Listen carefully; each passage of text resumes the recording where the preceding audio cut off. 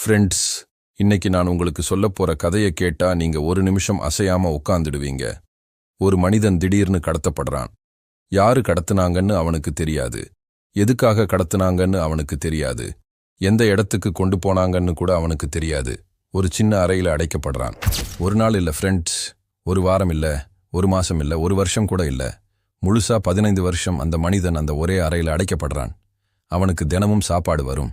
அறையில ஒரு டிவி இருக்கும். ஆனா அவனை யாரு அடைச்சாங்கன்னு அவனுக்கு தெரியாது. அவனை பார்க்க யாரும் வரமாட்டாங்க. அவன்கிட்ட யாரும் பேச மாட்டாங்க. ஒரு மனிதனோட முகம் கூட அவனுக்கு 15 வருஷமா தெரியாது. இதை கேட்கும் போதே உங்களுக்கு பயமா இருக்கும் இல்லையா? ஒரு நிமிஷம் யோசிச்சு பாருங்க. 15 வருஷம் ஒரே ஒரு அறையில யாரோட முகமும் பார்க்காம, யாரோட குரலும் கேட்காம ஒரு மனிதன் எப்படி உயிரோட இருப்பான்? அவன் மனசுக்குள்ள என்ன நடக்கும்னு யோசிச்சு பாருங்க. ஆனா இது எல்லாம் இந்த படத்தோட ஆரம்பம் மட்டும்தான் ஃப்ரெண்ட்ஸ். ஒரு நாள் திடீர்னு அவனை விடுதலை பண்றாங்க. காரணமே சொல்லாம வெளியே விடுறாங்க.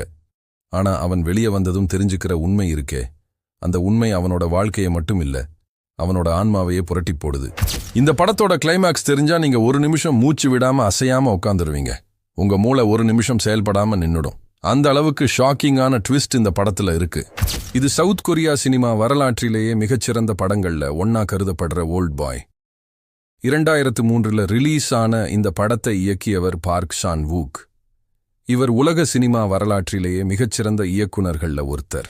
இவரோட வெஞ்சன்ஸ் ட்ரிலஜின்னு ஒரு சீரீஸ் இருக்கு. அதுல ஓல்ட் பாய் 2வது படம். ஆனா இது மட்டும்தான் உலகம் முழுக்க பேசப்பட்ட படம். கேன்ஸ் ஃபிலிம் ஃபெஸ்டிவல்ல விருது வாங்கிய படம். குவென்டின் டாரண்டினோ மாதிரி லெஜெண்டரி டைரக்டர்ஸ் எல்லாம் இந்த படத்தை பார்த்துட்டு வாயை பொத்திக்கிட்டு உட்கார்ந்த படம். இந்த படம் பத்தி முழுசா தெரிஞ்சுக்கலாம் வாங்க ஃப்ரெண்ட்ஸ். கதை தொடங்குறது நம்மோட நாயகன் டே சூ கிட்ட இருந்து. டே சூ ஒரு சாதாரண மிடில் கிளாஸ் பிசினஸ்மேன். ஆனா சாதாரணம்னு சொல்றது அவனோட ஜாபை பத்தி மட்டும்தான். அவனோட கேரக்டரை பத்தி சொல்லணும்னா அவன் ஒரு நல்ல மனிதன் இல்ல, அவன் ஒரு குடிகாரன். அடிக்கடி குடிச்சிட்டு வீட்டுக்கு லேட்டா வருவான். அவனோட மனைவி எவ்வளவோ சொல்லியும் கேட்க மாட்டான். அவனுக்கு ஒரு சின்ன பொண்ணு இருக்கு. அந்த பொண்ணுக்கு அப்பா மேல ரொம்ப பாசம். ஆனா டே சூ தன்னோட குடும்பத்தை பத்தி அவ்வளவா கவலைப்படுறது இல்ல. வேலைன்னு ஒரு பக்கம், குடின்னு ஒரு பக்கம், இதுதான் அவனோட வாழ்க்கை. ஒரு டிப்பிக்கல் இர்ரெஸ்பான்சிபிள் அப்பா, இர்ரெஸ்பான்சிபிள் கணவன்னு சொல்லலாம். படம் ஆரம்பிக்கும் போது டே சூ நல்லா குடிச்சிட்டு ஒரு போலீஸ் ஸ்டேஷன்ல இருக்கான். அவன் குடிச்சிட்டு ஏதோ பிரச்சனை பண்ணியிருக்கான். ஸ்டேஷன்ல அவன் லூசு மாதிரி பிஹேவ் பண்றான். எல்லாரையும் திட்டுறான். இதுதான் டே சூவோட கேரக்டர் இன்ட்ரோடக்ஷன். இயக்குனர் பார்க் சான் வூக் ஒரு ஹீரோவை இன்ட்ரோடியூஸ் பண்றது இப்படி. ஹீரோவை நல்லவனா காட்டல, ஹீரோவை ஒரு மிகச்சிறந்த மனிதனா காட்டல, ஒரு ஃப்ளாட், இம்பர்ஃபெக்ட், இரிட்டேட்டிங் கேரக்டரா காட்டுறாரு. ஏன்னா ரியல் லைஃப்லயும் இப்படிதான் இருக்கு. யாரும் பெர்ஃபெக்ட் இல்ல, எல்லாருக்கும் ஃப்ளாஸ் இருக்கு. அந்த ஃப்ளாஸ் தான் லேட்டர்ல அவனோட டிஸ்ட்ரக்ஷனுக்கு காரணமா மாறுது. டே சூவோட நண்பன் ஜூ ஹுவான் போலீஸ் ஸ்டேஷனுக்கு வந்து அவனை பெயில்ல எடுத்துட்டு போறான். ஜூ ஹுவான் ஒரு நல்ல ஃப்ரெண்ட். டே சூ எவ்வளவு பிரச்சனை பண்ணாலும் அவனை விடாம ஹெல்ப் பண்றவன். இவங்க 2 பேரும் ஸ்டேஷன்ல இருந்து வெளியே வர்றாங்க. அப்போ ஒரு ஃபோன் பூத் இருக்கு. டே சூ வீட்டுக்கு ஃபோன் பண்ணணும்னு சொல்றான். ஏன்னா அன்னைக்கு அவனோட பொண்ணுக்கு பர்த்டே. ஆமா ஃப்ரெண்ட்ஸ், தன்னோட சொந்த பொண்ணுக்கு பர்த்டே. அன்னைக்கு கூட இவன் குடிச்சிட்டு போலீஸ் ஸ்டேஷன்ல இருக்கான். இதுதான் இவன் கேரக்டர். ஜூ ஹுவான் ஒரு சின்ன டெடிபேர் கிஃப்ட் டே சூ கிட்ட கொடுக்கறான். உன் பொண்ணுக்கு இதை கொடுன்னு சொல்றான். டே சூ அந்த ஃபோன் பூத்ல இருந்து வீட்டுக்கு ஃபோன் பண்றான். ஜூ ஹுவான் கொஞ்ச நேரம் வெளியே நின்னுட்டு இருக்கான். ஃபோன் பண்ணிட்டு வா, டிராப் பண்றேன்னு வெயிட் பண்றான். ஆனா ஃப்ரெண்ட்ஸ், அந்த ஒரு நிமிஷம் எல்லாத்தையும் மாத்திடுச்சு. ஜூ ஹுவான் திரும்பி பார்க்கும்போது ஃபோன் பூத் காலியா இருக்கு. டே சூ இல்ல. ஃபோன் ரிசீவர் தொங்கிக்கிட்டு இருக்கு. டெடிபேர் கீழே விழுந்து கிடக்கு. ஆனா டே சூ இல்ல. அவன் காணாம போயிட்டான். எங்க போனா, யாரு கூட்டிட்டு போனாங்கன்னு ஜூ ஹுவானுக்கு ஒன்னும் புரியல. ஒரு நிமிஷம் முன்னாடி இருந்தவன் அடுத்த நிமிஷம் மாயமா காணாம போயிட்டான். இதுதான் டே சூவோட கடத்தல். இதுதான் அவனோட 15 வருஷ நரகத்தோட ஆரம்பம். டே சூ கண் விழிக்கும் போது ஒரு சின்ன அறையில இருக்கான். அந்த அறை ஒரு சீப் ஹோட்டல் ரூம் மாதிரி இருக்கு. ஒரு பெட் இருக்கு, ஒரு ஸ்மால் பாத்ரூம் இருக்கு, ஒரு டேபிள் இருக்கு, ஒரு டிவி இருக்கு. ஆனா ஒரு முக்கியமான விஷயம் இல்ல. கதவு இல்ல, ஜன்னல் இல்ல, வெளியே போக எந்த வழியும் இல்ல. 4 சுவர்கள் மட்டும்தான். டே சூக்கு ஒன்னும் புரியல. அவன் கத்துறான், சுவர்ல அடிக்கிறான். யாரு இங்க அடைச்சிங்க, ஏன் அடைச்சிங்க, என்னை வெளியே விடுங்கன்னு கதறான். ஆனா எந்த பதிலும் வரல. தினமும் ஒரு குறிப்பிட்ட நேரத்துல அறையோட ஒரு சின்ன ஓட்டை வழியா சாப்பாடு வரும். Fried dumplings. அதே ஃப்ரைட் டம்ப்ளிங்ஸ் தான் தினமும் வரும். காலையிலையும் அதே, மதியத்திலையும் அதே, இரவுலையும் அதே. 15 வருஷம் ஃப்ரைட் டம்ப்ளிங்ஸ் மட்டும்தான் சாப்பாடு. யோசிச்சு பாருங்க ஃப்ரெண்ட்ஸ், ஒரே ஒரு சாப்பாட்டை 15 வருஷம் சாப்பிடுறது எவ்வளவு கொடுமையா இருக்கும்னு. ஆனா அதைவிட பெரிய கொடுமை வேற இருக்கு. அவன் யாரையும் பார்க்க முடியாது, யாரோட முகமும் அவனுக்கு தெரியாது, சாப்பாடு போடுற ஆளோட கை கூட அவனுக்கு தெரியாது. ஒரு ஓட்டை வழியா சாப்பாடு தள்ளப்படும், அவ்வளவுதான். அந்த அறையில ஒரே ஒரு கம்பானியன் இருக்கு, அது ஒரு டிவி. அந்த டிவி தான் அவனுக்கு வெளி உலகத்தோட ஒரே ஒரு கனெக்ஷன். சூ ஆரம்பத்துல கம்ப்ளீட்லி பிரேக் டவுன் ஆயிடுறான். அவன் அழுறான், கத்துறான், சுவர்ல தலைய மோதிக்கிறான், தற்கொலை பண்ணிக்கலாம்னு கூட நினைக்கிறான். ஒரு ஹியூமன் பீயிங்கை இப்படி ஐசோலேஷன்ல வச்சா அவனோட மைண்ட் என்ன ஆகும்னு யோசிச்சு பாருங்க. லோன்லினஸ் ஒரு ஸ்லோ பாய்சன் மாதிரி. அது மெதுவா ஒரு மனிதனை உள்ளிருந்து கொல்லும். சூ கூட அப்படிதான் ஆரம்பத்துல இருக்கான். ஆனா அவனுக்கு ஒரு நிமிஷமும் தூக்கம் வராது. ஏன்னா அந்த அறையில அவ்வப்போது ஒரு கேஸ் ரிலீஸ் பண்றாங்க. அந்த கேஸ் அவனை மயக்கமாக்கிடும். அவன் தூங்கிட்டே இருக்கும்போது அவங்க ரூமை கிளீன் பண்றாங்க, அவனோட ஹேர் கட் பண்றாங்க. அவன் எழுந்திருக்கும் போது எல்லாம் கிளீனா இருக்கும். ஆனா யாரு பண்ணாங்கன்னு அவனுக்கு தெரியாது. இது ஒரு சைக்காலஜிக்கல் டார்ச்சர் ஃப்ரெண்ட்ஸ். பிசிக்கலா அவனை யாரும் அடிக்கல, ஆனா மென்டலி அவனை கம்ப்ளீட்லி டிஸ்ட்ராய் பண்றாங்க. ஒரு நாள் டிவியில ஒரு பயங்கரமான நியூஸ் வருது. அது சூவோட வாழ்க்கையை இன்னும் நரகமா மாத்துது. சூவோட மனைவி கொலை செய்யப்பட்டிருக்கா, அவ ப்ரூட்டலி மர்டர் பண்ணப்பட்டிருக்கா. அதுக்கு பிரைம் சஸ்பெக்ட் யாருன்னா சூ தான். ஆமா ஃப்ரெண்ட்ஸ், அவனோட ஃபிங்கர் பிரிண்ட்ஸ் அந்த கிரைம் சீன்ல இருக்கு. போலீஸ் அவனை தேடிக்கிட்டு இருக்காங்க. அவன் ஒரு வாண்டட் கிரிமினல் ஆயிட்டான். ஆனா உண்மை என்னன்னா அவன் ஒரு அறையில அடைபட்டு இருக்கான். வெளி உலகம் அவனை ஒரு கொலைகாரனா நினைக்குது. யாரோ அவன் மேல இந்த பழிய போட்டிருக்காங்க. யாரோ திட்டமிட்டு அவனோட மனைவியை கொன்னுட்டு அவன் தான் பண்ணான்னு ஃப்ரேம் பண்ணியிருக்காங்க. இது மட்டும் இல்ல ஃப்ரெண்ட்ஸ், டிவியில இன்னொரு நியூஸ் வருது. சூவோட சின்ன பொண்ணு, அவனோட செல்ல மகள், இப்போ ஆர்ஃபன் ஆகிட்டா. அம்மா இறந்துட்டா, அப்பா வாண்டட் கிரிமினல் ஆகிட்டான். அந்த சின்ன பொண்ணை வேற யாரோ அடாப்ட் பண்ணிட்டாங்க. அவ இப்போ வேற ஒரு கண்ட்ரிக்கு போயிட்டா. இதெல்லாம் டிவியில பாக்குறட்டே ஷூ கம்ப்ளீட்லி உடஞ்சு போறான். அவன் கண்ணீர் அடக்க முடியல. தன்னோட மனைவி இறந்துட்டா, தன்னோட பொண்ணு ஆர்ஃபன் ஆகிட்டா. ஆனாதான் ஒரு அறையில அடைபட்டு ஒன்னும் பண்ண முடியாம இருக்கான். இதை விட கொடுமை என்ன இருக்க முடியும்? ஆனா ஃப்ரெண்ட்ஸ், இந்த வலி தான் சூஐ மாத்துது. இந்த வலி தான் அவனுக்கு ஒரு புது ஸ்ட்ரெங்க் கொடுக்குது. அவன் சும்மா உட்காந்து அழுதுகிட்டே இருக்கல, மெதுவா தன்னையே ட்ரெயின் பண்ணிக்க ஆரம்பிக்கிறான். அறையோட சுவர்ல குத்து பயிற்சி பண்றான். ஆயிரக்கணக்கான தடவை சுவர்ல குத்துறான். அவனோட நக்கிள்ஸ் ரத்தம் வருது, ஸ்கின் போயிடுது. ஆனா அவன் நிறுத்தல, மறுபடியும் குத்துறான். புஷ் அப்ஸ் பண்றான், சிட் அப்ஸ் பண்றான், ஷேடோ பாக்ஸிங் பண்றான், தினமும் எக்ஸர்சைஸ் பண்றான். அவனோட உடம்பு மெதுவா ஸ்ட்ராங்காக ஆரம்பிக்குது. ஒரு குடிகாரனா இருந்தவன் ஒரு ஃபைட்டரா மாறிக்கிட்டு இருக்கான். அது மட்டும் இல்ல, தினமும் டிவி பார்த்து வெளி உலகம் பத்தி தெரிஞ்சுக்கிறான். நியூஸ் பார்க்கறான், டாக்குமெண்ட்ரிஸ் பார்க்கறான், ஃபைட்டிங் டெக்னிக்ஸ் பார்க்கறான். டிவி தான் அவனோட டீச்சர். டிவி தான் அவனோட window to the outside world. சுவர்ல கோடு போட்டு நாள் எண்ணுறான். ஒவ்வொரு நாளும் ஒரு கோடு. அந்த கோடுகள் ஸ்லோலி அதிகமாகிட்டே போகுது. நாள், வாரம், மாசம், வருஷம் கடந்துகிட்டே இருக்கு. ஒவ்வொரு நாளும் ஒரே ஒரு கேள்விதான் அவன் மனசுல ஓடிக்கிட்டே இருக்கு. யாரு இதை பண்றாங்க, ஏன் பண்றாங்கன்னு. அவன் தன்னோட பாஸ்டை ஆராய ஆரம்பிக்கிறான். தன்னோட வாழ்க்கையில யாருக்கெல்லாம் தப்பு பண்ணிருக்கோம்னு ஒரு லிஸ்ட் எழுத ஆரம்பிக்கிறான். ஒரு நோட் புக்ல ஒவ்வொரு பேரா எழுதுறான். ஆனா ஃப்ரெண்ட்ஸ், அந்த லிஸ்ட் நீளமா போய்கிட்டே இருக்கு. ஏன்னா சூ தன்னோட வாழ்க்கையில நிறைய பேருக்கு ஹர்ட் பண்ணிருக்கான், நிறைய பேரை இன்சல்ட் பண்ணிருக்கான், நிறைய பேர்கிட்ட மோசமா நடந்துகிட்டு இருக்கான். அவன் ஒரு நல்ல மனிதன் இல்ல. அதனால சஸ்பெக்ட்ஸ் லிஸ்ட் மிகவும் நீளமா இருக்கு. யாரு இதை பண்ணிருக்கலான்னு அவனால கண்டுபிடிக்கவே முடியல. இன்னொரு முக்கியமான விஷயம் என்னன்னா, சூ அந்த ரூம்ல ஒரு டனல் டிக் பண்ண ஆரம்பிக்கிறான். ஒரு சாப்ஸ்டிக்கை வச்சு சுவர்ல ஸ்லோலி டிக் பண்றான். இது ஒரு இரவுல முடிகிற வேலை இல்ல. வருஷக்கணக்கா ஒவ்வொரு நாளும் கொஞ்சம் கொஞ்சமா டிக் பண்றான். ஒரு சின்ன ஓட்டை போடுறான். அந்த ஓட்டை மெதுவா பெருசாகுது. இன்னும் கொஞ்ச நாள்ல அவன் எஸ்கேப் ஆகிடுவான்னு நினைக்கும் போது அதுக்கு முன்னாடியே திடீர்னு ஒரு நாள் அவனை ஃப்ரீ பண்ணிடுறாங்க. 15 வருஷம் கழிச்சு. இதுதான் இன்னொரு கொடுமை. அவன்தானா எஸ்கேப் ஆகிற சான்ஸ் கிடைக்கும் போது அவங்களே ஃப்ரீ பண்றாங்க. ஏன்னா எல்லாமே அவங்க கண்ட்ரோல்ல தான் இருக்கு. எப்போ அடைக்கணும், எப்போ விடணும் எல்லாம் அவங்க தான் டிசைட் பண்றாங்க. ஒரு நாள் திடீர்னு சூ கண் விழிக்கும் போது ஒரு ரூஃப் டாப்ல இருக்கான், ஓப்பன் ஏர்ல இருக்கான். 15 வருஷத்துக்கு அப்புறம் முதல் தடவையா அவன் வானத்தை பார்க்கறான். காற்று அவன் முகத்துல அடிக்குது, சூரிய ஒளி அவன் கண்ணுல விழுது. ஆனா அவனால கண்ணை திறக்கவே முடியல. 15 வருஷமா ஒரு டார்க் ரூம்ல இருந்ததால சன்லைட் அவனுக்கு பழக்கம் இல்லாம போயிருக்கு. அவன் கண்கள் சன்லைட்டை தாங்க முடியாம கண்ணீர் வடிக்குது. அவன் பக்கத்துல ஒரு சூட்கேஸ் இருக்கு. அதை ஓபன் பண்ணி பார்க்கறான். அதுல கேஷ் இருக்கு, ஒரு செல்போன் இருக்கு, புதுசா ட்ரெஸ் இருக்கு. எல்லாமே யாரோ ஆல்ரெடி அரேஞ்ச் பண்ணி வச்சிருக்காங்க. யாரோ அவனை ஃப்ரீ பண்ணியிருக்காங்க. ஆனா யாரு ஏன் ஃப்ரீ பண்ணாங்கன்னு தெரியல. இது ஒரு கேம் மாதிரி இருக்கு. ஒரு செஸ் கேம்ல ஒரு பீஸை மூவ் பண்றது மாதிரி யாரோட ஷூவை மூவ் பண்றாங்க. அவன் ஃப்ரீயா இருக்கான்னு நினைக்கிறான். ஆனா உண்மையில அவன் இன்னும் ஒரு கேஜ்ல தான் இருக்கான், ஒரு பிகர் கேஜ்ல. ஆனா அவனுக்கு அது தெரியாது. டேசு ரூஃப் டாப்ல நிக்கும்போது ஒரு சீன் வருது. ஒரு மேன் சூசைட் பண்ணிக்க ட்ரை பண்றான் ரூஃப் டாப் எஜ்ல. டேசு அவனை நிறுத்துறான். அந்த மேன் கிட்ட டேசு ஒரு டயலாக் சொல்றான். அது இந்த படத்தோட மிக முக்கியமான dialogue. Laugh and the world laughs with you. Weep and you weep alone. சிரிச்சா உலகமே உன் கூட சிரிக்கும், அழுதா நீ தனியாதான் அழணும். இது டேசு தன்னோட 15 வருஷ அனுபவத்துல கத்துக்கிட்ட லெசன். அவன் 15 வருஷம் தனியாதான் அழுதான். யாரும் அவனுக்காக அழகல, யாருக்கும் அவன் பத்தி கவலை இல்ல. இந்த டயலாக் இந்த படத்தோட சோலை ரெப்ரசன்ட் பண்றது. டேசு வெளி உலகத்துக்கு வந்ததும் அவனுக்கு எல்லாமே புதுசா தெரியுது.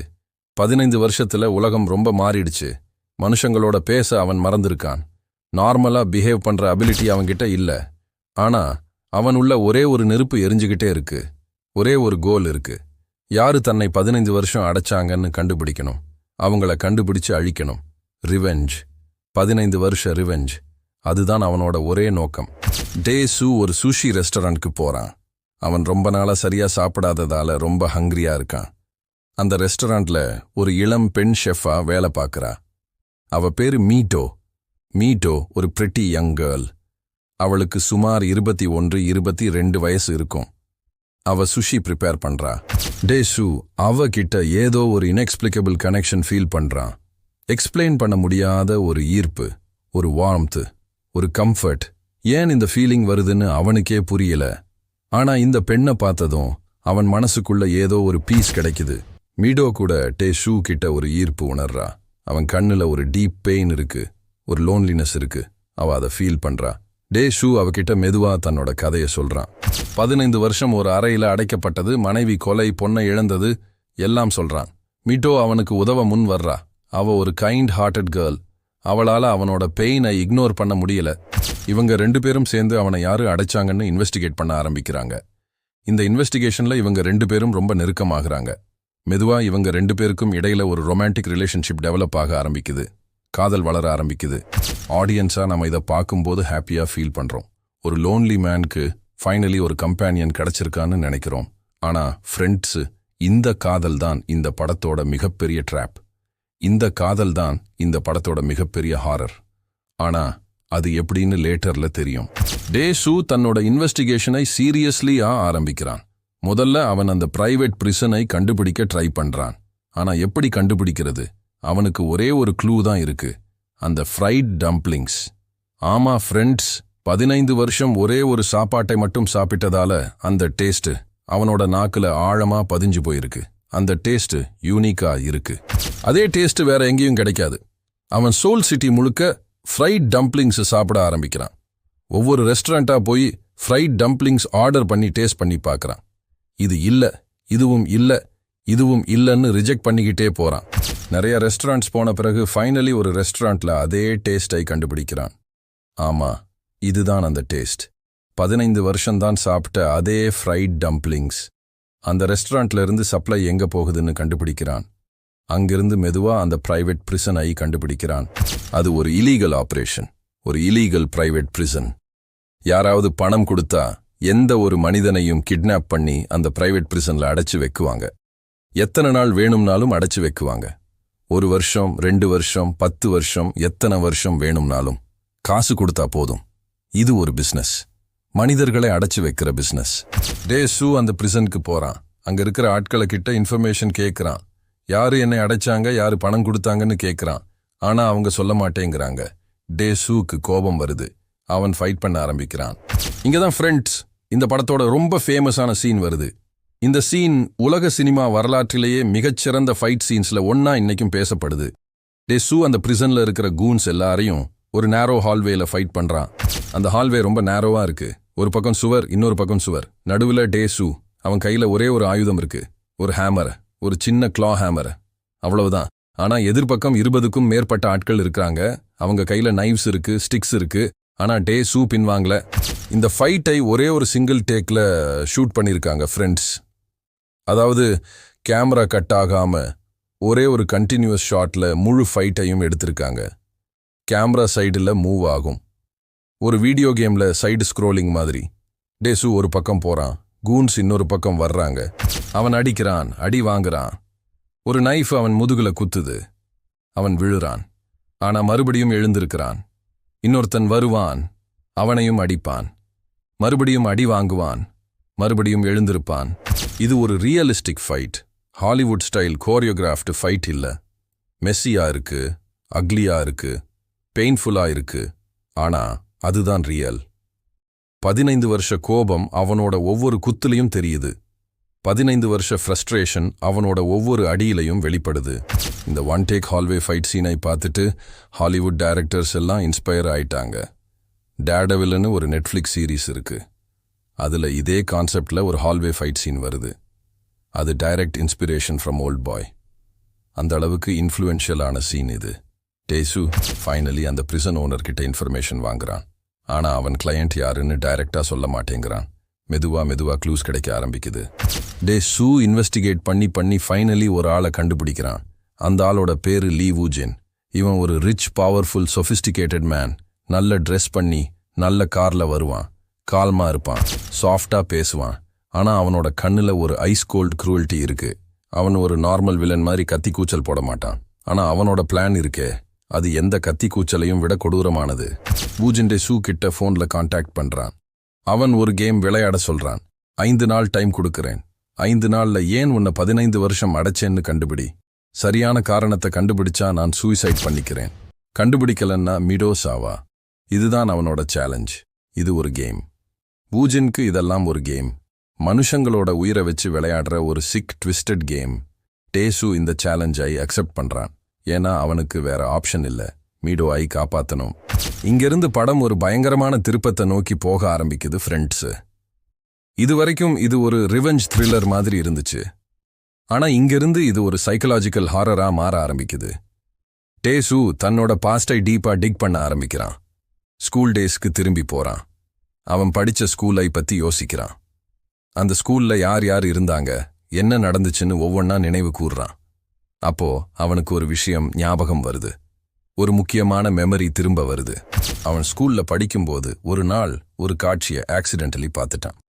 லீ வூஜின், ஆமா ஃப்ரெண்ட்ஸ், அதே லீ வூஜின். அவன் அவனோட ஓன் சகோதரியோட மிகவும் நெருக்கமா இருக்கிறத டேசு பார்த்துட்டான். நெருக்கமான்னு சொல்றது சாதாரண நெருக்கம் இல்ல. சகோதரிக்கு அப்பாற்பட்ட ஒரு உறவுல இவங்க இருந்தாங்க. ஒரு இன்செஸ்டிவஸ் ரிலேஷன்ஷிப்ல இருந்தாங்க. இது ஒரு டாபு, சொசைட்டி அக்செப்ட் பண்ணாத ஒரு உறவு. வூஜின் தன்னோட சொந்த சகோதரிய காதலிச்சிருக்கான். அவங்க 2 பேரும் ஒருத்தரை ஒருத்தர் டீப்லி லவ் பண்ணியிருக்கிறாங்க. ஆனா அது ஒரு ஃபர்பிடன் லவ், சொசைட்டி அக்செப்ட் பண்ணாத லவ். டேசு இதை பார்த்துட்டான். ஒரு டீனேஜரா இருந்த டேசு இதை பார்த்துட்டு ஒரு காசிப்பா பரப்பிட்டான். ஒரு ரூமர்ஸ் பரப்பிட்டான். ஒரு வதந்தி பரப்பிட்டான். ஒரு ஃப்ரெண்டு கிட்ட சொன்னான். அந்த ஃப்ரெண்ட் இன்னொருத்தன் கிட்ட சொன்னான். அவன் இன்னொருத்தன் கிட்ட சொன்னான். ஸ்லோலி அந்த வதந்தி ஸ்கூல் முழுக்க பரவிடுச்சு. ஸ்கூல்ல இருந்து ஊர் முழுக்க பரவிடுச்சு. எல்லாரும் பேச ஆரம்பிச்சாங்க. வூஜின்னோட சகோதரிக்கு கர்ப்பமாயிருக்குன்னு ரூமர்ஸ் பரவ ஆரம்பிச்சது. அவ பிரெக்னென்ட் ஆயிருக்கான்னு எல்லாரும் பேச ஆரம்பிச்சாங்க. உண்மையில அவ பிரெக்னென்ட்டா இல்லையான்னு கன்ஃபார்ம் ஆகல. ஆனா ரூமர்ஸோட பவர் இருக்கே, அது ஒரு அணுகுண்டு மாதிரி. ஒரு சின்ன ஸ்பார்க் போதும், எல்லாத்தையும் அழிச்சிடும். வூஜின்னோட சகோதரி இந்த அவமானத்தை தாங்க முடியல. ஊர் முழுக்க எல்லாரும் அவளை பத்தி பேசுறாங்க. அவளை பாயிண்ட் பண்ணி சிரிக்கிறாங்க. அவளை கேவலமா பாக்குறாங்க. அவளால ஸ்கூலுக்கு போக முடியல. வீட்டை விட்டு வெளியே வர முடியல. அந்த அவமானம் அவளை உள்ளிருந்து கொன்னுடுச்சு. ஒரு நாள் அவ ஒரு டேம்க்கு போறா. அங்கிருந்து குதிச்சு தற்கொலை பண்ணிக்கிறா. ஒரு இளம் பெண், முழு வாழ்க்கை இருக்கு. ஆனா ஒரு வதந்தி அவளோட வாழ்க்கையை அழிச்சிடுச்சு. ஒரு டீனேஜர் ஒரு காசிப் பண்ணதால ஒரு உயிர் போயிடுச்சு. இதுதான் ஃப்ரெண்ட்ஸ் எல்லாத்துக்கும் ஆரம்பம். ஒரு சின்ன வதந்தி, ஒரு சின்ன காசிப். ஆனா அதோட விளைவு ஒரு உயிரை பறிச்சிடுச்சு. இதுதான் வேர்ட்ஸோட பவர். நம்ம சாதாரணமா பேசுற ஒரு வார்த்தை யாரோட வாழ்க்கையை புரட்டி போடும்னு நமக்கு தெரியாது. டேசு அன்னைக்கு ஒரு சின்ன பையனா இருந்தான். அவன் வேணும்னே கொலை பண்ணல. ஆனா அவன் பரப்பின வதந்தி ஒரு உயிரை எடுத்துடுச்சு. இதுதான் இந்த படத்தோட ஃபவுண்டேஷன். லீவூஜின் தன்னோட சகோதரியை இழந்ததுக்கு டேசு தான் காரணம்னு நம்புறான். ஆமா, டைரக்ட்லி டேசு கொல்லல. ஆனா அவன் பரப்பின வதந்தி தான் எல்லாத்தையும் ஆரம்பிச்சு வச்சது. அதனால வூஜின் அவன் மேல ஒரு பயங்கரமான வெறுப்பை வளர்த்துக்கிட்டான். ஆனா வூஜின் ஒரு நார்மல் வில்லன் மாதிரி டேசுவை கொல்ல நினைக்கல. அவன் நினைச்சிருந்தா எப்பவோ டேசுவை கொன்னு இருக்கலாம். ஆனா அவன் கொல்ல விரும்பல. ஏன்னா டெத் இஸ் டூ ஈஸி. சாவு ரொம்ப ஈஸியான பனிஷ்மெண்ட். வூஜின் அதை விட கொடுமையான, அதை விட பெயின்ஃபுல்லான, அதை விட டெவஸ்டேட்டிங்கான ஒரு பனிஷ்மெண்ட் பிளான் பண்ணியிருந்தான். டேசு ஐ 15 வருஷம் அடைக்கிறது. அந்த பிளானோட ஒரு பார்ட் மட்டும்தான் ஃப்ரெண்ட்ஸு. ஒரு சின்ன பார்ட். ப்ரிப்பரேஷன் மட்டும்தான். உண்மையான ரிவெஞ்ச் இன்னும் ஆரம்பமே ஆகல. 15 வருஷ இம்ப்ரிசன்மெண்ட் ஒரு செட்டப் மட்டும்தான். ரியல் பனிஷ்மெண்ட் வெளியே வந்த பிறகுதான் ஆரம்பமாகுது. இந்த இடத்துல தான் இந்த படம் ஒரு சாதாரண ரிவெஞ்ச் த்ரில்லர்ல இருந்து ஒரு மிகப்பெரிய சைக்கலாஜிக்கல் மாஸ்டர் பீஸா மாறுது. ஆர்டினரி ரிவெஞ்ச் மூவிஸ்ல வில்லன் ஹீரோவை பிசிக்கலா ஹர்ட் பண்றான். ஆனா இந்த படத்துல வில்லன் ஹீரோவோட சோலை டிஸ்ட்ராய் பண்றான். அவனோட ஐடென்டிட்டியை டிஸ்ட்ராய் பண்றான். அவனோட ஹியூமனிட்டியை டிஸ்ட்ராய் பண்றான். இங்கதான் ஃப்ரெண்ட்ஸ் இந்த படத்தோட மிகப்பெரிய ட்விஸ்ட் வருது. இதை கேட்கும்போது உங்களுக்கு ஒரு நிமிஷம் மூச்சு நின்னு போகும். உங்க ஹார்ட் பீட் ஒரு நிமிஷம் ஸ்டாப் ஆகும். நீங்க இதை எக்ஸ்பெக்ட் பண்ணியிருக்கவே மாட்டீங்க. யாராலையும் இதை கெஸ் பண்ண முடியாது. இது சினிமா வரலாற்றிலேயே மிக ஷாக்கிங்கான ட்விஸ்ட்ஸ்ல ஒன்னு. லீவூஜின் டேசு ஐ நேர்ல சந்திக்கிறான். ஒரு பென்ட் ஹவுஸ்ல, லக்ஸூரியஸான ஒரு இடத்துல. வூஜின் கால்மா உட்கார்ந்திருக்கான். அவன் டேசு கிட்ட உண்மைய சொல்றான். மீடோ யாருன்னு உனக்கு தெரியுமான்னு கேட்கிறான். டேசூக்கு ஒன்னும் புரியல. மீடோ என்னோட கேர்ள் ஃப்ரெண்ட், நான் அவளை லவ் பண்றேன்னு சொல்றான். வூஜின் சிரிக்கிறான். ஒரு ஐஸ் கோல்ட் ஸ்மைல். அப்புறம் அவன் உண்மைய சொல்றான். மீடோ வேற யாரும் இல்ல ஃப்ரெண்ட்ஸ். அவ டேசுவோட சொந்த மகள் தான். ஆமா, உங்க காது சரியாதான் கேக்குது. டேசுவோட ஓன் டாட்டர் தான் மீடோ. டேசுவோட மனைவி இறந்த பிறகு ஆர்ஃபனான அவனோட சின்ன பொண்ணு தான் மீடோ. வேற யாரோ அடாப்ட் பண்ணி வளர்த்த அந்த சின்ன பொண்ணு வளர்ந்து பெருசாகி இப்போ ஒரு யங் உமனா இருக்கா. அவதான் மீடோ. டேசு தன்னோட சொந்த மகளை தெரியாம காதலிச்சிருக்கான். தன்னோட சொந்த மகளோட பிசிக்கல் ரிலேஷன்ஷிப்ல இருக்கான். இது கேட்கும்போதே உடம்பு சிலிர்க்குது இல்லையா ஃப்ரெண்ட்ஸ்? ஆனா இது ஆக்சிடென்டலா நடந்தது இல்ல. இது எல்லாம் வூஜின் பிளான் பண்ணதுதான். ஒவ்வொன்றும் கேர்ஃபுல்லி ஆர்கெஸ்ட்ரேட் பண்ணதுதான். வூஜின் எல்லாத்தையும் பிளான் பண்ணியிருந்தான். டேசுவை பிரிசன்ல வைக்கும்போதே ஒரு ஹிப்னாட்டிஸ்டை வச்சு அவன் மனசுல ஒரு போஸ்ட் ஹிப்னாட்டிக் சஜஸ்ஷன் போட்டிருந்தான். அந்த கேஸை வச்சு டேசுவை மயக்கும்போது ஹிப்னோட்டிஸ்ட் அவனோட சப்கான்ஷியஸ் மைண்ட்ல ஒரு ப்ரோக்ராம் இன்ஸ்டால் பண்ணியிருக்கான். வெளியே வந்ததும் ஒரு குறிப்பிட்ட பொண்ணை பார்த்தா, அதாவது மிடோ ஐ பார்த்தா, அவன் மேல ஆட்டோமேட்டிக்லி காதல் வரும்படி ப்ரோக்ராம் பண்ணியிருந்தான். அதே மாதிரி மீடோ கிட்டையும் ஹிப்னோசிஸ் பண்ணியிருந்தான். அவளும் டேசு ஐ பார்த்தா ஆட்டோமேட்டிக்லி அட்ராக்ட் ஆகும்படி ப்ரோக்ராம் பண்ணியிருந்தான். அப்பா மகள் 2 பேரும் ஒருத்தரை ஒருத்தர் தெரியாம காதலிக்கணும். ஒருத்தருக்கு ஒருத்தர் யாருன்னு தெரியாம ஒரு ரொமான்டிக் ரிலேஷன்ஷிப்ல இருக்கணும். இதுதான் வூஜினோட ரியல் ரிவெஞ்ச். இதுதான் அவனோட அல்டிமேட் பனிஷ்மெண்ட். வூஜின் டேசு கிட்ட சொல்றான், என் சகோதரியையும் என்னையும் நீ எக்ஸ்போஸ் பண்ண. எங்களோட ரிலேஷன்ஷிப்பை உலகத்துக்கு காட்டிக் கொடுத்த. அதனால என் சகோதரி செத்து போனா. என் சகோதரி மேலிருந்த என்னோட லவ் ஐ நீ அழிச்சிட்ட. இப்போ நான் உன்னையும் உன் மகளையும் அதே மாதிரி ஒரு ரிலேஷன்ஷிப்ல மாட்ட வச்சேன். நீ உன் சொந்த மகளை காதலிக்க வச்சேன். உன் சகோதரியோட ரிலேஷன்ஷிப்ல நான் இருந்ததை நீ எக்ஸ்போஸ் பண்ண. இப்போ உன் மகளோட ரிலேஷன்ஷிப்ல நீ இருக்க. இது did for dot, I for an ஐ. இதுதான் ரியல் வெஞ்சன்ஸ். இந்த ட்விஸ்ட் ஐ கேட்கும்போது ஆடியன்ஸ் கம்ப்ளீட்டா ஷாக்ட் ஆயிடுவாங்க. ஏன்னா நாம கூட மீடோவும் டேசுவும் ஒரு கியூட் கப்லன்னு நினைச்சோம். அவங்க லவ் ஐ சப்போர்ட் பண்ணோம். ஆனா இப்ப தெரியுது அது ஒரு அப்பா மகள் ரிலேஷன்ஷிப்னு. நம்ம ஸ்டமக் டர்ன் ஆகும். நம்ம பிரெயின் ப்ராசஸ் பண்ண ரிஃப்யூஸ் பண்ணோம். ஆனா இதுதான் வூஜின் வாண்ட் பண்றது. இந்த டிஸ்கஸ்ட், இந்த ஹாரர், இந்த செல்ஃப் ஹேட்ரட், இதுதான் அவனோட ரிவெஞ்ச். இந்த உண்மையை கேட்ட டேசு முழுமையா உடைஞ்சு போறான். அவன் பாடியில இருந்து ஸ்ட்ரெங்த் போயிடுது. அவன் கால்கள் தாங்கல. அவன் கீழே விழுறான். அவனால நம்ப முடியல. அவனால பிரீத் பண்ண முடியல. அவனோட வேர்ல்ட் கலாப்ஸ் ஆயிடுச்சு. தான் லவ் பண்ண பர்சன் தன்னோட ஓன் டாட்டர்னு தெரிஞ்ச பிறகு ஒரு மனிதன் எப்படி உயிரோட இருக்க முடியும்? ஆனா டேசு ஒரே ஒரு விஷயம் பத்தி மட்டும் கவலைப்படுறான். மீடோ. அவளுக்கு இந்த உண்மை தெரியக்கூடாது. அவ இந்த ட்ரூத்தை நோ பண்ணா அவளால தாங்க முடியாது. அவ உடைஞ்சு போயிடுவா. டேசு வூஜின் கால்ல விழுறான். ஆமா ஃப்ரெண்ட்ஸ், ஒரு க்ரோன் மேன், ஒரு ஃபைட்டர், ஒரு சர்வைவர் இன்னொருத்தன் கால்ல விழுந்து கதறான். தயவு செய்து இந்த உண்மையை மீடோ கிட்ட சொல்லாதன்னு கெஞ்சுறான். அவள்கிட்ட இந்த சீக்ரெட்டை ரிவீல் பண்ணாதுன்னு பெக் பண்றான். ப்ளீஸ் ப்ளீஸ் ப்ளீஸ்ன்னு கதறான். இந்த சீன் பார்க்கும்போது உங்க கண்ணுல கண்ணீர் வரும். ஒரு அப்பாவோட ஹெல்ப்லெஸ்னஸ், ஒரு அப்பாவோட டெஸ்பரேஷன், அதை ஆக்டர் சாய் மின்சிக் நம்ப முடியாத அளவுக்கு ஆக்ட் பண்ணியிருக்கிறார். அப்புறம் டேசு ஒரு பயங்கரமான டெசிஷன் எடுக்கிறான். ஒரு சிசர்ஸ் எடுக்கிறான், ஒரு கத்தரிக்கோல். அதை தன்னோட நாக்கு பக்கம் கொண்டு போறான். அவன் சொல்றான், இந்த நாக்கு தான் ஸ்கூல்ல அந்த வதந்திய பிரப்புச்சு. இந்த நாக்கு தான் அந்த காசிப்பை ஸ்டார்ட் பண்ணுச்சு. இந்த நாக்கு தான் உன் சகோதரியோட லைஃப் ஐ டிஸ்ட்ராய் பண்ணுச்சு.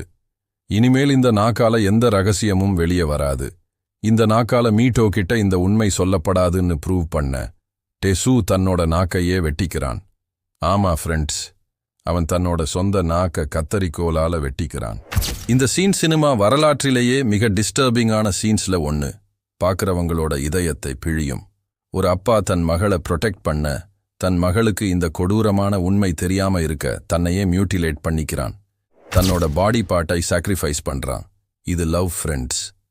ட்விஸ்டட், பெயின்ஃபுல், ஹாரிபிளான சிச்சுவேஷன்ல கூட ஒரு அப்பாவோட லவ் தன் மகளை ப்ரொடெக்ட் பண்ண அவனையே அழிக்க வைக்குது. இதுதான் இந்த படத்தோட எமோஷனல் கோர். வூஜின் டேசூவோட வலிய பார்க்கறான். டேசு தன் நாக்க வெட்டிக்கிட்டு ரத்தத்துல புரளுறத பார்க்கறான். ஒரு விதத்துல வூஜின்னோட ரிவெஞ்ச் கம்ப்ளீட் ஆயிடுச்சு. அவன் வாண்ட் பண்ணதை அச்சீவ் பண்ணிட்டான். டேசு ஐ கம்ப்ளீட்லி டிஸ்ட்ராய் பண்ணிட்டான். பிசிக்கலா இல்ல, மென்டலி, எமோஷனலி, ஸ்பிரிச்சுவலி டிஸ்ட்ராய் பண்ணிட்டான். ஆனா ஒரு இன்ட்ரெஸ்டிங் விஷயம் என்னன்னா, வூஜின்க்கு சாட்டிஸ்ஃபேக்ஷன் இல்ல. அவனோட ரிவெஞ்ச் கம்ப்ளீட் ஆச்சு. ஆனா அவனுக்கு எந்த சந்தோஷமும் இல்ல, எந்த பீஸையும் இல்ல, எந்த க்ளோஷரையும் இல்ல. அவனோட சகோதரி திரும்பி வரல, அவனோட பெயின் போகல. ரிவெஞ்ச் ஒரு எம்டி ப்ராமிஸ் ஃப்ரெண்ட்ஸ். ரிவெஞ்ச் எடுத்தா எல்லாம் சரியாயிடும்னு நாம நினைப்போம். ஆனா உண்மையில ரிவெஞ்ச் எடுத்த பிறகு கூட பெயின் இருக்கும், ஒரு வாய்டு இருக்கும், ஒரு எம்டினஸ் இருக்கும். வூஜின் எலிவேட்டர்ல போறான். எலிவேட்டர்ல நிக்கும்போது அவனுக்கு ஒரு ஃப்ளாஷ்பேக் வருது. அவனோட சகோதரியோட நினைவு வருது, அவளோட சிரிப்பு வருது, அவளோட முகம் வருது. அவ அலைவா இருந்தபோது எவ்வளவு பியூட்டிஃபுல்லா இருந்தா, எவ்வளவு ஹாப்பியா இருந்தா, அவளோட கண்ணுல எவ்வளவு லைஃப் இருந்துச்சு. அந்த நினைவு வூஜின் கண்ணுல கண்ணீரை வரவழைக்குது. இவ்வளவு கோல்ட் பிளட்டடா ரிவெஞ்ச் எடுத்தவன் கூட உள்ளுக்குள்ள ஒரு புரோக்கன் மேன் தான். அவன் கூட ஒரு விக்டிம் தான். அவனோட சகோதரியை இழந்த பெயின் அவனை ஒரு மான்ஸ்டரா மாத்திடுச்சு. ஆனா அந்த மான்ஸ்டரா இருந்தும் கூட அவன் உள்ள ஒரு அழுகிற சின்ன பையன் இருக்கான். வூஜின் எலிவேட்டர்ல இருக்கும்போதே தன்னோட கன்னை எடுத்து தன்னையே சுட்டுக்கிறான். ஆமா ஃப்ரெண்ட்ஸ், ரிவெஞ்ச் கம்ப்ளீட் ஆன பிறகு அவன் சூசைட் பண்ணிக்கிறான். ஏன்னா அவனுக்கு இனிமேல் வாழ ரீசன் இல்ல. அவனோட சகோதரி இல்ல, அவனோட ரிவெஞ்ச் முடிஞ்சாச்சு. இனிமேல் என்ன இருக்கு? Nothing, emptiness. அதனால அவனே முடிச்சுக்கிறான். ரிவெஞ்ச் எடுத்தவனுக்கும் நிம்மதி இல்ல, ரிவெஞ்ச் வாங்கப்பட்டவனுக்கும் நிம்மதி இல்ல. இதுதான் இந்த படம் சொல்ற மிகப்பெரிய message. Revenge is a poison. It destroys both the avenger and the victim. யாருக்கும் பீஸ் கிடைக்காது, யாருக்கும் க்ளோஷர் கிடைக்காது. ரிவெஞ்ச் ஒரு never ending cycle of pain. Daesu கிட்ட இப்போ ஒரு சாய்ஸ் இருக்கு. அ வெரி இம்பார்ட்டன்ட் சாய்ஸ், ஒரு மிக முக்கியமான தேர்வு. இந்த உண்மையோட வாழ்றதா, இல்ல இந்த உண்மையை மறந்துடுறதா? மீடோ தன்னோட மகள்னு தெரிஞ்சுக்கிட்டு வாழ்றதா, இல்ல அந்த மெமரியை எரேஸ் பண்ணிடுறதா? டேசு ஒரு ஹிப்னோட்டிஸ்ட் கிட்ட போறான். அதே ஹிப்னோட்டிஸ்ட் தான் முன்னாடி வூஜின்காக வேலை பண்ணவர். வூஜின்காக டேசு மனசுல போஸ்ட் ஹிப்னாட்டிக் சஜஸ்ஷன் போட்டவர். இப்போ டேசு அவர்கிட்ட போய் ஒரு ரிக்வெஸ்ட் வைக்கிறான், ஒரு டெஸ்பரேட் ரிக்வெஸ்ட். என்னோட நினைவுல இருக்கிற இந்த உண்மையை இரேஸ் பண்ணுங்க. மீடோ என்னோட மகள் தான்னு எனக்கு ஞாபகமே இல்லாம பண்ணிடுங்கன்னு கேட்குறான். நான் இந்த ட்ரூத்தை ஃபர்கெட் பண்ணிடணும், ஏன்னா இந்த ட்ரூத்தை கேரி பண்ணிக்கிட்டு என்னால வாழவே முடியாதுன்னு சொல்றான். அந்த ஹிப்னாட்டிஸ்ட் ஒரு ஸ்பெஷல் ஹிப்னோசிஸ் செஷன் கண்டக்ட் பண்றாரு. டேசூவோட மைண்டுக்குள்ள போய் அவனோட கான்ஷியஸ்னஸை ரெண்டா ஸ்பிளிட் பண்றார். ஒரு பார்ட், அந்த மான்ஸ்டர் பார்ட், அந்த அக்லி ட்ரூத்தை தெரிஞ்ச பார்ட், அதை செப்பரேட் பண்றார். அந்த மான்ஸ்டர் தான் எல்லா பெயின்ஃபுல் மெமரிஸையும் கேரி பண்றவன். அந்த மான்ஸ்டர் சிம்பாலிக்கலி அங்கேயே டை ஆகுறான், செத்து போறான். அந்த மெமரிஸ் அவன் கூடவே போயிடுது. ஒரு புது டேசு எழுறான், கிளீனா, ஃப்ரெஷ்ஷா, பெயின் இல்லாம, ட்ரூத் தெரியாம. ஆனா ஃப்ரெண்ட்ஸ், ஒரு கொஸ்டின் இருக்கு. ஹிப்னோசிஸ் ரியலி ஒர்க் ஆச்சா? உண்மையிலேயே அவன் ஃபர்கெட் பண்ணிட்டானா?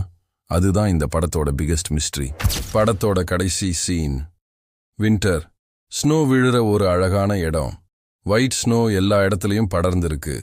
ஒரு சைலண்ட் பீஸ்ஃபுல் லேண்ட்ஸ்கேப். அங்கடே சூ நிக்கிறான். மீடோ அவனை தேடிக்கிட்டு வர்றா. அவ அவனை பார்க்கறா, ஓடி வந்து அவனை கட்டி பிடிக்கிறா. ஐ மிஸ்ட் யூன்னு சொல்றா, ஐ லவ் யூன்னு சொல்றா. அவனோட செஸ்ட்ல தலைய வச்சு நிக்கிறா. அவளுக்கு எந்த ட்ரூத்தையும் தெரியாது. அவ ஸ்டில் அவனை தன்னோட லவரா தான் பாக்குறா. அவளோட ஃபேஸ்ல பியூர் லவ் இருக்கு, பியூர் இன்னசென்ஸ் இருக்கு.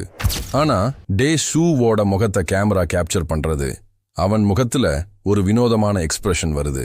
முதல்ல ஒரு சிரிப்பு வருது, ஒரு ஸ்மைல். மீடோவை பார்த்ததும் ஒரு ஹாப்பினஸ். ஆனா அந்த ஸ்மைல் மெதுவா மாறுது. அது ஒரு பெயின்ஃபுல் எக்ஸ்பிரஷனா மாறுது. அவன் கண்ணுல ஒரு டீப் பெயின் தெரியுது. அவன் லிப்ஸ் நடுங்குது. அவன் முகம் கண்டாட் ஆகுது. சிரிப்பும் அழுகையும் மிக்ஸ் ஆகுது. இது ஒரு ஆகனைசிங் எக்ஸ்பிரஷன். இதை வார்த்தையில டிஸ்கிரைப் பண்ணவே முடியாது. படம் இங்க ஃப்ரீஸ் ஆகுது, முடியுது, கிரெடிட்ஸ் ரோல் ஆகுது. ஆனா ஆடியன்ஸ் மனசுல ஒரு பெரிய கேள்வி ரிமைன் ஆகுது. ஹிப்னோசிஸ் ஒர்க் ஆச்சா இல்லையான்னு. டே ஷூ உண்மையில ஃபார்கெட் பண்ணிட்டானா இல்ல இன்னும் ரிமெம்பர் பண்றானான்னு. அவனோட கடைசி எக்ஸ்பிரஷன்ல பெயின் இருக்கு. அதனால அவனுக்கு இன்னும் ட்ரூத் தெரியும். ஹிப்னோசிஸ் ஃபுல்லி ஒர்க் ஆகலன்னு நிறைய கிரிட்டிக்ஸ் சொல்றாங்க. அவன் ட்ரூத்தை தெரிஞ்சுக்கிட்டே அந்த பெயினை கேரி பண்ணிக்கிட்டே ஆனா மீடோ முன்னாடி நார்மலா ஆக்ட் பண்றான்னு சொல்றாங்க. ஆனா இன்னொரு இன்டர்பிரிட்டேஷன் என்னன்னா, ஹிப்னோசிஸ் ஒர்க் ஆயிடுச்சு, அவன் ஃபார்கெட் பண்ணிட்டான். ஆனா சப்கான்ஷியஸ்லி அவனோட பாடி ட்ரூத் ஐ ரிமெம்பர் பண்றது. அதனால அவனோட ஃபேஸ்ல அன்கோனிங்லி பெயின் வருது. மைண்ட் ஃபார்கெட் பண்ணிட்டான், ஆனா பாடி ரிமெம்பர் பண்றதுன்னு இந்த இன்டர்பிரிட்டேஷன் சொல்றாங்க. டைரக்டர் பார்க் சான் வூக் இதை இன்டென்ஷனலி ஓப்பன் எண்டிங்கா விட்டுருக்காரு. அவர் ஆடியன்ஸை டிசைட் பண்ண சொல்றாரு. நீங்க என்ன நினைக்கிறீங்கன்னு உங்களுக்கே விட்டுட்டாரு. இதுதான் ஒரு கிரேட் ஃபில்ம் மேக்கரோட மார்க். ஸ்பூன் ஃபீடிங் பண்ணாம ஆடியன்ஸை திங்க் பண்ண வைக்கிறது. ஃப்ரெண்ட்ஸ், இந்த படம் ஏன் ஒரு மாஸ்டர் பீஸ்ன்னு இப்போ புரிஞ்சிருக்கும். இது வெறும் ரிவெஞ்ச் ஸ்டோரி இல்ல. இது ரிவெஞ்ச் பத்தின ஒரு டீப் பிலசாபிக்கல் எக்ஸ்ப்ளோரேஷன். ரிவெஞ்ச் என்பது ஒரு சர்க்கிள்னு இந்த படம் சொல்றது. ஒரு நெவர் எண்டிங் சர்க்கிள். ஒருத்தன் பண்ற தப்பு இன்னொருத்தனை பாதிக்கும். அவன் எடுக்கிற ரிவெஞ்ச் இன்னும் பெரிய அழிவை உருவாக்கும்.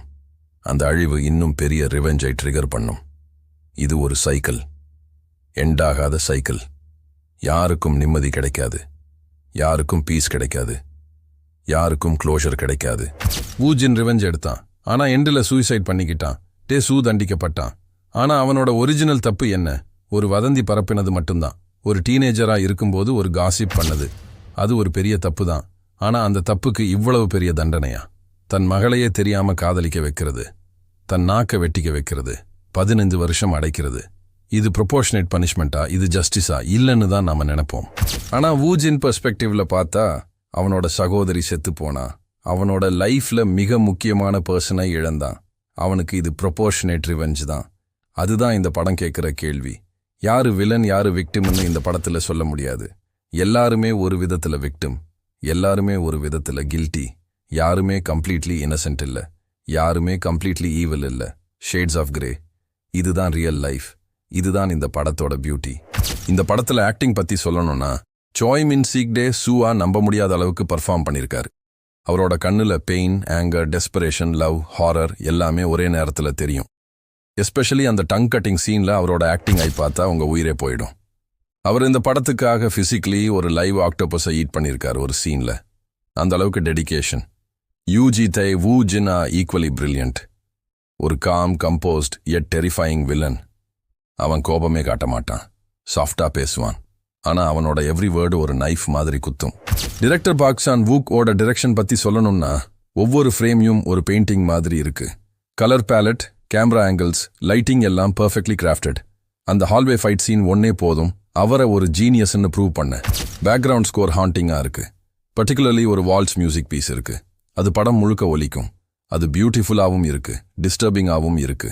அதுதான் இந்த படத்தோட டோன். இந்த படம் 2004 கேன்ஸ் ஃபிலிம் ஃபெஸ்டிவல்ல கிராண்ட் ப்ரீ விருது வாங்குச்சு. அந்த வருஷம் ஜூரி பிரசிடென்ட் யாருன்னு தெரியுமா? Quentin Tarantino. ஆமா, Pulp Fiction fame Quentin Tarantino. அவர் இந்த படத்தை பார்த்துட்டு இது ஒரு அற்புதம்னு சொன்னாரு. அவர் இந்த படத்துக்கு பால்மிடார், அதாவது டாப் பிரைஸ் கொடுக்கணும்னு ஃபைட் பண்ணாரு. ஆனா ஜூரியில மத்தவங்க அக்ரி ஆகல. கிராண்ட் ப்ரீ, அதாவது செகண்ட் ஹையஸ்ட் பிரைஸ் வாங்குச்சு. ஆனா டாரன்டினோ அவரோட கரியர் முழுக்க இந்த படத்தை பிரேஸ் பண்ணிக்கிட்டே இருக்காரு. ஹாலிவுட்ல 2013 ஸ்பைக் லீ டைரக்ஷன்ல ஜாஷ் ப்ரோலின் நடிப்புல ஓல்ட் பாய் ஐ ரீமேக் பண்ணாங்க. ஆனா அது ஒரு மேசிவ் ஃப்ளாப்.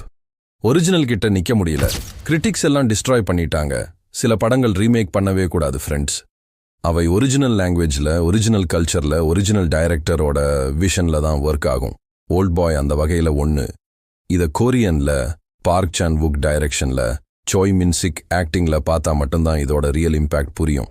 ஃப்ரெண்ட்ஸ், இந்த படத்தோட ரியல் ஹாரர் என்னன்னா, இதில் கோஸ்ட் இல்லை, மான்ஸ்டர் இல்லை, சூப்பர் நேச்சுரல் இல்லை, டீமன் இல்லை, ஸ்பிரிட் இல்லை. இருக்கிறது மனுஷங்க மட்டும்தான். நார்மல் ஹியூமன் பீயிங்ஸ், சாதாரண மனிதர்கள். ஆனா அந்த சாதாரண மனிதர்களால நடக்கிற கொடுமை இருக்கே, அது எந்த கோஸ்டை விடவும் பயங்கரமானது, எந்த மான்ஸ்டரை விடவும் கொடூரமானது. மனுஷங்களால மனுஷங்களுக்கு நடக்கிற கொடுமைதான் இந்த படத்தோட கோர். ஒரு காசிப்பு ஒரு உயிரை எடுக்குது. அந்த உயிர் இழப்பு ஒரு ரிவெஞ்சை ட்ரிகர் பண்றது.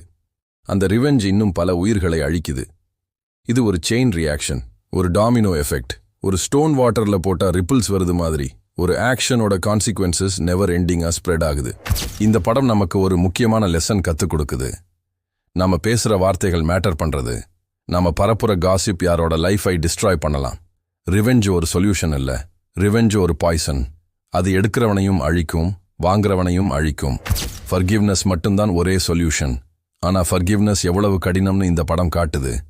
தன் சகோதரியை இழந்தவனால ஃபர்கிவ் பண்ண முடியுமா? தன் மகளோட அன்னோவிங்லி ஒரு ரிலேஷன்ஷிப்ல மாட்டிக்கிட்டவனால ஃபர்கிவ் பண்ண முடியுமா? ஈஸி ஆன்சர்ஸ் இல்ல, சிம்பிள் சொல்யூஷன்ஸ் இல்ல. இதுதான் life. Complex, Messi, painful, beautiful life. நீங்க இந்த படத்தை இன்னும் பார்க்கலன்னா டெஃபினெட்லி பாருங்க. ஆனா ஒரு வார்னிங், இது ஒரு ஈஸி வாட்ச் இல்ல. டிஸ்டர்பிங் சீன்ஸ் இருக்கு, வயலண்ட் சீன்ஸ் இருக்கு, எமோஷனலி ட்ரெயினிங்கா இருக்கும். ஆனா பார்த்து முடிச்ச பிறகு இந்த படம் உங்க மைண்ட்ல days, weeks, months, maybe years stay ஆகும். அந்த ட்விஸ்ட் உங்களை விட்டு போகவே போகாது. அதுதான் ஒரு மாஸ்டர் பீஸோட மார்க். இது மாதிரி மைண்ட் ப்ளோவிங் படங்களோட எக்ஸ்பிளனேஷன் வேணும்னா இந்த சேனலை சப்ஸ்கிரைப் பண்ணுங்க ஃப்ரெண்ட்ஸ். பெல் ஐகானை அழுத்துங்க, ஆல் நோட்டிஃபிகேஷன்ஸ் ஆன் பண்ணுங்க. அப்போதான் புது வீடியோ வந்ததும் உங்களுக்கு நோட்டிஃபிகேஷன் வரும். இந்த வீடியோ பிடிச்சிருந்தா லைக் பண்ணுங்க. காமெண்ட் செக்ஷன்ல உங்க ஒப்பீனியன் சொல்லுங்க. ஓல்ட் பாய் பத்தி நீங்க என்ன நினைக்கிறீங்கன்னு காமெண்ட் பண்ணுங்க. அந்த எண்டிங்ல ஹிப்னோசிஸ் ஒர்க் ஆச்சான்னு உங்க தியரியை சொல்லுங்க. அடுத்த வீடியோல இன்னொரு மிகப்பெரிய ட்விஸ்ட் படத்தோட எக்ஸ்பிளனேஷன் போடுறேன். அது என்ன படம்னு கெஸ் பண்ணுங்க காமெண்ட்ல. அது வரைக்கும் bye friends, take care, keep வாட்சிங், கீப் எக்ஸ்ப்ளோரிங் கிரேட் சினிமா.